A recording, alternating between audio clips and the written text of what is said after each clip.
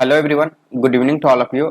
आज matrix series का third lectures है जिसके इनसाइड में हम लोग डिस्कस करने वाले हैं नीलपोटेंट मैट्रिक्स। तो इस लेक्चर्स में हम लोग नीलपोटेंट मैट्रिक्स से रिलेटेड कंप्लीट कॉन्सेप्ट जानेंगे कि नीलपोटेंट मैट्रिक्स का लीनियर अलजेब्रा में क्या क्या यूजेस है। तो आप इस लेक्चर्स को अंत तक जरूर देखिए। तो चलिए लेक्चर्स स्टार्ट करते हैं। लेक्चर्स स्टार्ट करने से पहले मैं बता देता हूँ कि अगर आप मेरे चैनल पे नए हो तो please like share and subscribe जरूर करें। तो देखिए, सबसे पहले हम लोग नीलपोटेंट मैट्रिक्स का डेफिनेशंस देखेंगे। तो चलिए देखते हैं कि नीलपोटेंट मैट्रिक्स का डेफिनेशंस क्या कहता है। तो देखिए, ये है डेफिनेशंस नीलपोटेंट मैट्रिक्स का। Let A B an square matrix is said to be an nilpotent matrix if there exist a smallest positive integer n such that a to the power n is equal to 0। तो यहाँ कहने का मतलब ये है कि हमारे पास कोई मैट्रिक्स अगर गिवन है तो सबसे पहले क्या होना चाहिए, वो एक स्क्वायर मैट्रिक्स होना चाहिए। और इस स्क्वायर मैट्रिक्स को हम लोग नीलपोटेंट मैट्रिक्स तब बोलेंगे जब हमारे पास कोई ऐसा एक एन एग्जिस्ट कर जाए। और ये एन कहाँ से होना चाहिए, नेचुरल नंबर के सेट से, या हम लोग इसे क्या कह सकते हैं, पॉजिटिव इंटीजर के सेट से बोल सकते हैं। तो हम लोग क्या करेंगे, जब ए टू दी पावर एन करेंगे तो वो क्या दे देना चाहिए, जीरो मैट्रिक्स दे देना चाहिए। अगर वो इस कंडीशंस को सेटिस्फाई करेगा तो हम लोग बोलेंगे कि जो गिवन मैट्रिक्स है वो क्या है, एक नीलपोटेंट मैट्रिक्स है। तो ये है नीलपोटेंट मैट्रिक्स का डेफिनेशंस। अब कुछ एग्जांपल्स देख लीजिए क्या है। ये मैट्रिक्स जो आपको दिख रहा है ये 2x2 का मैट्रिक्स है। और ये अगर हम लोग ये मैट्रिक्स लेट कर रहे हैं, अगर इसका स्क्वायर हम लोग करेंगे तो ये क्या दे देगा, एक जीरो मैट्रिक्स दे देगा। जैसे कि आप देख सकते हो, अगर इसका प्रोडक्ट करते हैं तो यहाँ क्या आएगा, 0 1 0 0। तो देखिए, फर्स्ट रो का मल्टीप्लाई फर्स्ट कॉलम से करेंगे तो यहाँ जीरो आएगा। अब फर्स्ट रो का मल्टीप्लाई फर्स्ट कॉलम से करेंगे तो क्या आएगा, देखिए जीरो का प्रोडक्ट 1 से होगा मतलब जीरो, और 1 का प्रोडक्ट 0 से होगा मतलब जीरो। तो 0 प्लस 0 इक्वल टू यहाँ जीरो ही आएगा। अब सेकेंड रो जो है वो कम्प्लीटली जीरो है। तो इससे अगर हम लोग किसी भी कॉलम में प्रोडक्ट करते हैं तो हमें क्या देगा, जीरो ही देगा। तो आप देख सकते हो ए स्क्वायर करने के बाद ए क्या दे दे रहा है, जीरो दे दे रहा है। मतलब ये हमारा क्या है, एक नीलपोटेंट मैट्रिक्स का एग्जाम्पल है। सिमिलरली ये भी मैट्रिक्स वैसा ही है, इसका भी स्क्वायर करोगे तो आप लोग को क्या मिलेगा, जीरो ही मिलेगा। और ये जो है ये 3x3 का मैट्रिक्स है। अब इस मैट्रिक्स को आप अच्छे से पहचान रहे होंगे कि ये किस टाइप का मैट्रिक्स है। तो ये स्ट्रिक्टली अपर ट्रायंगुलर मैट्रिक्स है। और जितने भी आपको स्ट्रिक्टली ट्रायंगुलर मैट्रिक्स मिलेंगे वो सभी क्या होते हैं, नीलपोटेंट मैट्रिक्स की कंडीशंस को सेटिस्फाई करता है। तो ये भी हमारा एक नीलपोटेंट मैट्रिक्स का ही एग्जांपल। सिमिलरली इसी तरह से हमारे पास बहुत सारे एग्जांपल्स मिल जाएंगे नीलपोटेंट मैट्रिक्स का, जो मैं आप लोगों को इम्पोर्टेंट रिजल्ट में मैं करवाने वाला हूँ। तो देखिए, हमारे पास कुछ इम्पोर्टेंट रिजल्ट्स है, उसके बारे में अब हम लोग बात करते हैं। तो देखिए, फर्स्ट पॉइंट क्या है इम्पोर्टेंट रिजल्ट का, some more examples of nilpotent matrix are. हमारे पास ये क्या है, 4x4 का मैट्रिक्स है।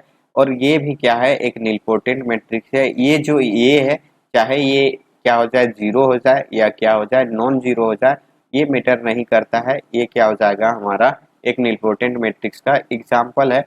सिमिलरली ये जो है ये भी एक 4x4 का मैट्रिक्स है। और ये भी एक नीलपोटेंट मैट्रिक्स की कंडीशंस को सेटिस्फाई करता है। तो ये सभी क्या है, एक नीलपोटेंट मैट्रिक्स का एग्जाम्पल्स है। सिमिलरली कुछ और भी एग्जाम्पल्स है, जो देखिए क्या है, यहाँ हमारे पास एक स्टेटमेंट है, every strictly upper triangular and lower triangular matrix is क्या है, नीलपोटेंट मैट्रिक्स होता है। तो ये वाला कंडीशंस आप लोग को हमेशा याद रखना है। चाहे आप इस तरह से कर लो, ये क्या है, हमारे पास n क्रॉस n का मैट्रिक्स है। आपको क्या करना है, ये जो फर्स्ट कॉलम है इस फर्स्ट कॉलम को कंप्लीटली जीरो कर देना है। और जो लास्ट रो मिलेगा इस लास्ट रो को क्या करना है, कंप्लीटली जीरो कर देना है। और जो बच जाएगा उसके बाद यहाँ क्या बचेगा, हमारे पास n-1 क्रॉस n-1 का क्या मिलेगा, हमारे पास एक स्क्वायर मैट्रिक्स मिलेगा। तो हम लोग को यहाँ क्या करना है, n-1 ऑर्डर का एक आइडेंटिटी मैट्रिक्स अगर हम लोग यहाँ रखते हैं तो वो भी क्या देता है, हमें नीलपोटेंट मैट्रिक्स देता है। जैसे कि आप देख सकते हो हम लोग यहाँ अगर 3x3 का एक एग्जाम्पल ले लेते हैं तो क्या करेंगे फर्स्ट कॉलम को हम लोग 0 कर देंगे और लास्ट रो को 0 कर देंगे, तो ये इस तरह से यहाँ आ जाएगा। अब यहाँ क्या बचेगा हमारे पास, ये बच जाएगा 2x2 का। अब यहाँ हम लोग 2x2 का आइडेंटिटी मैट्रिक्स पेस्ट कर देंगे, तो यहाँ हम लोग क्या रखेंगे 1 0 0 और ये 1। अब इसे अगर हम लोग मैट्रिक्स ये लेट करते हैं तो इसका पावर अगर हम लोग 3 करेंगे, मतलब ये क्यू, तो ये हमें क्या दे देगा, एक 0 मैट्रिक्स दे देगा। तो ये क्या कहलाएगा, एक निलपोटेंट मैट्रिक्स होगा। तो इसका जनरलाइजेशन फॉर्म ये है, तो आप इसे भी निलपोटेंट मैट्रिक्स के एग्जाम्पल के रूप में याद रख सकते हो। सेकेंड पॉइंट देखिए, सेकेंड पॉइंट क्या कह रहा है, if a to the power n equal to 0 और a to the power n minus 1 क्या है, नॉन जीरो वैल्यू है। अगर आप लोगों को कहीं ऐसा दिख जाए तो आप लोगों को क्या कहना है कि ये तो हमें निलपोटेंट मैट्रिक्स की कंडीशंस मिल रहा है और इस निलपोटेंट मैट्रिक्स का कुछ इंडेक्स कहलाएगा। और इंडेक्स क्या है, देखिए ये जो पावर होता है कि जितने पावर आप करते हो किसी भी मैट्रिक्स का और उतना पावर करने के बाद वो क्या दे देता है, जीरो मैट्रिक्स दे देता है, तो वो उसका इंडेक्स कहलाता है। तो n क्या हो जाएगा, यहाँ निलपोटेंसी इंडेक्स हो जाएगा। तो ये जो मैट्रिक्स ये है वो एक निलपोटेंट मैट्रिक्स है और इस निलपोटेंट मैट्रिक्स का निलपोटेंसी इंडेक्स क्या है, n है। सिमिलरली ये जो एग्जांपल मैंने लिया हुआ है, ये अब इस मैट्रिक्स को अगर हम लोग 3 टाइम्स मल्टीप्लाई करते हैं तो वो ये एक जीरो मैट्रिक्स दे देता है। अगर हम लोग 3 में से एक सब्ट्रैक्ट कर देते हैं, मतलब पावर 2 करते हैं, तो ये मैट्रिक्स हमें कुछ इस तरह से मिलेगा 0 0 1 0 0 0 0 0 और ये 0। तो आप देख सकते हो ये क्या है, जीरो मैट्रिक्स नहीं है। तो इसका मतलब ये है कि जो हमारे पास निलपोटेंसी इंडेक्स वाला कॉन्सेप्ट है उसे क्या कर रहा है, ये सेटिस्फाई कर रहा है। तो इसको हम लोग डायरेक्ट बोल सकते हैं कि ए का जो निलपोटेंसी इंडेक्स है वो क्या होगा, 3 होगा। तो ये हमारे पास है सेकेंड रिजल्ट। थर्ड रिजल्ट क्या है, every nilpotent matrix has nilpotency index at most en। मतलब ये है कि कोई भी निलपोटेंट मैट्रिक्स आपको मिल जाए, उस निलपोटेंट मैट्रिक्स का जो निलपोटेंसी इंडेक्स होगा ज्यादा से ज्यादा n हो सकता है, उससे ज्यादा उसका इंडेक्स नहीं हो सकता है। और ये जो n है वो क्या है, ये है इस मैट्रिक्स का ऑर्डर बताएगा। तो ये रहा थर्ड रिजल्ट। फोर्थ रिजल्ट क्या है, determinant of nilpotent matrix is always 0। Nilpotent matrix का जो डिटर्मिनेंट होगा वो हमेशा आपको 0 मिलेगा। फिफ्थ रिजल्ट ये कह रहा है, इट इज सिंगुलर, या हम लोग इसे नॉन इन्वर्टेबल मैट्रिक्स बोल सकते हैं कि जो निलपोटेंट मैट्रिक्स होता है वो क्या होता है, सिंगुलर मैट्रिक्स होता है। सिक्स्थ रिजल्ट क्या कह रहा है, rank of this matrix strictly less than order of matrix. तो जो हमारे पास निलपोटेंट मैट्रिक्स मिलते हैं उन सभी निलपोटेंट मैट्रिक्स का जो रैंक होता है वो हमेशा आपको छोटा मिलेगा ऑर्डर ऑफ द मैट्रिक्स से। सिमिलरली नेक्स्ट स्टेटमेंट देखिए क्या कह रहा है, सम ऑफ टू निलपोटेंट मैट्रिक्स मे और may not be nilpotent matrix. मतलब ये है कि जो निलपोटेंट मैट्रिक्स होता है उसका सम आपको निलपोटेंट मैट्रिक्स मिल भी सकता है और फिर वो नहीं भी मिल सकता है। जैसे कि मान लेते हैं ये हमारे पास मैट्रिक्स है, क्या है 0 1 0 0, और सेकेंड हम लोग अगर मैट्रिक्स बी ले लेते हैं और इसमें क्या रखते हैं 0, यहाँ 2 0 0, और इन दोनों का अगर सम करेंगे तो आपको ये भी क्या दे देगा, एक निलपोटेंट मैट्रिक्स हो जाएगा। लेकिन यही अगर हम लोग बी के जगह पे यहाँ जो 2 रखें इसको चेंज कर दें, 2 के जगह पे 0 रख दें और यहाँ जो 0 है यहाँ 2 रख दें, तो अब हमें a प्लस बी क्या मिलेगा, हमें मिलेगा 0 1 2 और ये 0 मिलेगा। और ये मैट्रिक्स निलपोटेंट मैट्रिक्स नहीं होता है। तो सम का कंडीशन ये है जो आपको आना चाहिए। सिमिलरली नेक्स्ट स्टेटमेंट क्या है, product of two nilpotent matrix is nilpotent if they are satisfy commutativity. मतलब ये है कि अगर दो निलपोटेंट मैट्रिक्स है और अगर उसका प्रोडक्ट जो है निलपोटेंट मैट्रिक्स आ रहा है तो क्या होना चाहिए, वो आपस में कम्यूट करना चाहिए। मतलब ए और बी दो हमारे पास मैट्रिक्स है, इनका प्रोडक्ट को हम लोग क्या बोल रहे हैं, निलपोटेंट बोल रहे हैं। मतलब A B to the power n करने पे हमें क्या मिल रहा है, 0 मिल रहा है। तो ये तभी पॉसिबल है जब ए बी इक्वल टू क्या हो जाए, बी ए हो जाए। अगर ये इस कंडीशंस को सेटिस्फाई नहीं करेगा तो वो कभी भी आपको निलपोटेंट मैट्रिक्स नहीं मिलेगा। तो ये है प्रोडक्ट से रिलेटेड कॉन्सेप्ट। नेक्स्ट आगे हम लोग को eigen value and eigen vector से रिलेटेड कॉन्सेप्ट होगा।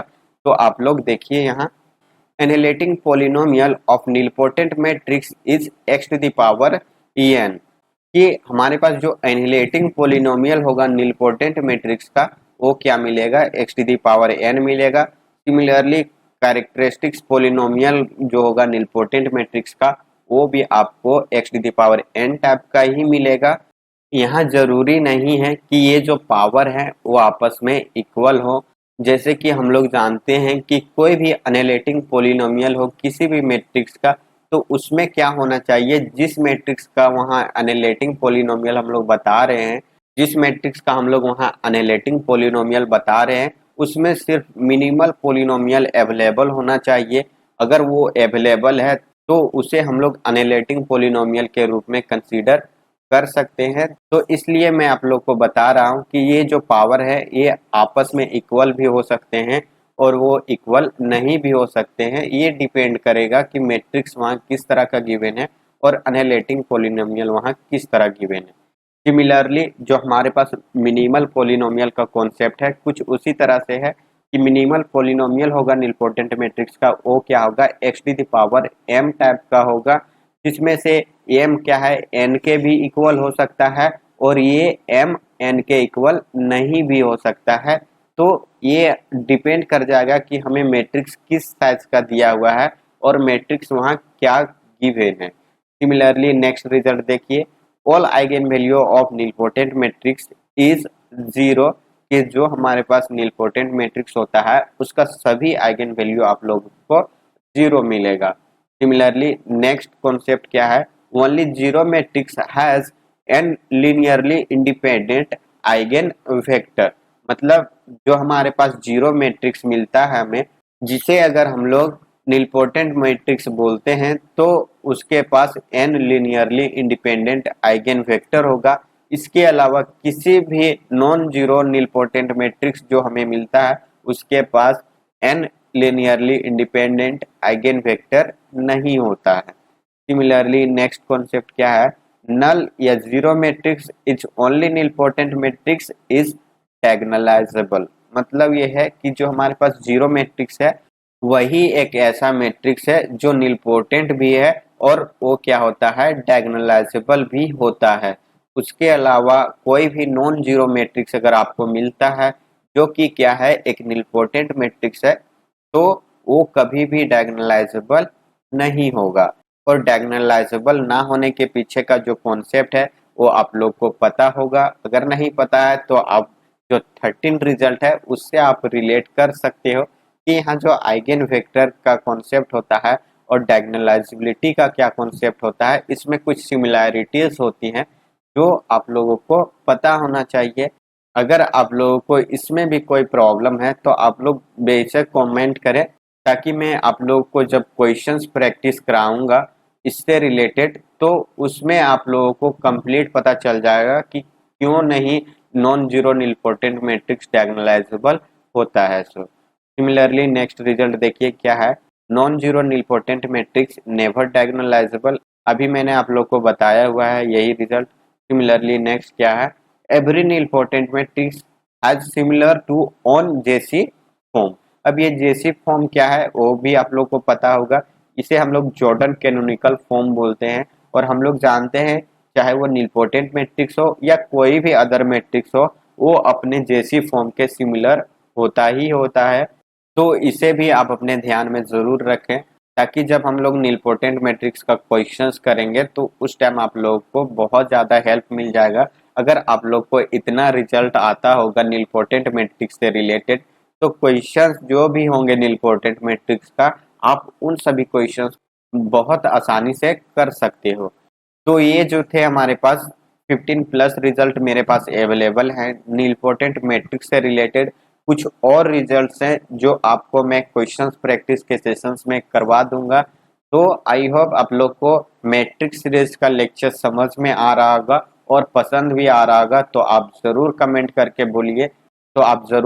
करके बोलिए कि मैट्रिक्स सीरीज का जो लेक्चर्स है, अगर इसमें कुछ इम्प्रूवमेंट की भी ज़रूरत है तो आप सजेस्ट कीजिए। अगर ये इनफ है आपके लिए तो आप वो भी ज़रूर कमेंट करें, ताकि मैं जो भी कंटेंट आप लोग के लिए क्रिएट कर रहा हूँ उसको मैं समझ पाऊँ कि हाँ ये आपके लिए बेनिफिशियल है। तो आज के क्लास में बस इतना ही। चलिए फिर मिलते हैं हम लोग नेक्स्ट क्लास में। जाते जाते मैं बता देता हूँ कि अगर आप मेरे चैनल पर नए हो तो please like share and subscribe ज़रूर करें। तो thank you so much for watching this video. Bye bye, take care.